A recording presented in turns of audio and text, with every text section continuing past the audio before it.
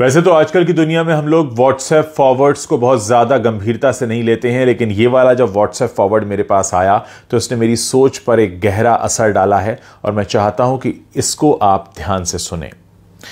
ये WhatsApp message है भगवान का घर के बारे में। कल दोपहर मैं बैंक गया था तो वहां एक बुजुर्ग भी अपने काम से आए थे। वहां वो कुछ ढूंढ रहे थे। मुझे लगा शायद उन्हें पेन चाहिए, इसलिए उनसे पूछा तो वो बोले, बीमारी के कारण मेरे हाथ कांप रहे हैं और मुझे पैसे निकालने की स्लिप भरनी है, उसके लिए मैं देख रहा हूं कि कोई मदद कर दे। मैंने बोला, आपको कोई आपत्ति ना हो तो मैं आपकी स्लिप भर देता हूं।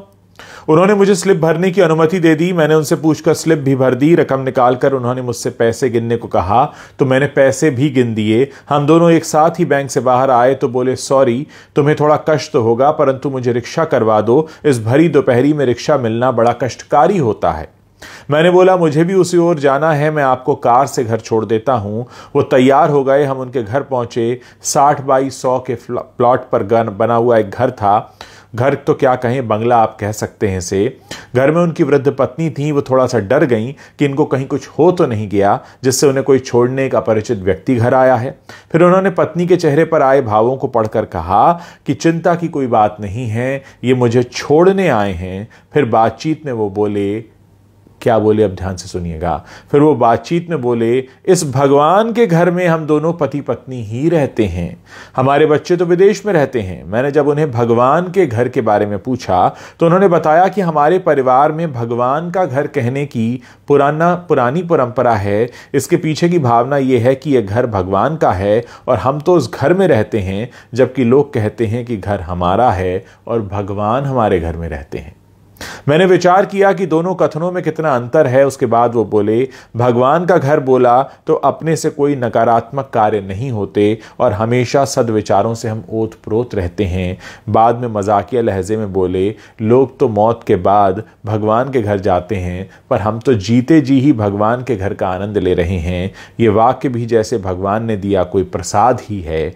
भगवान ने ही मुझे उनको घर छोड़ने की प्रेरणा दी। घर भगवान का और हम उनके घर में रहते हैं। हमको इस कहानी से बहुत कुछ सीखने को मिलता है दोस्तों।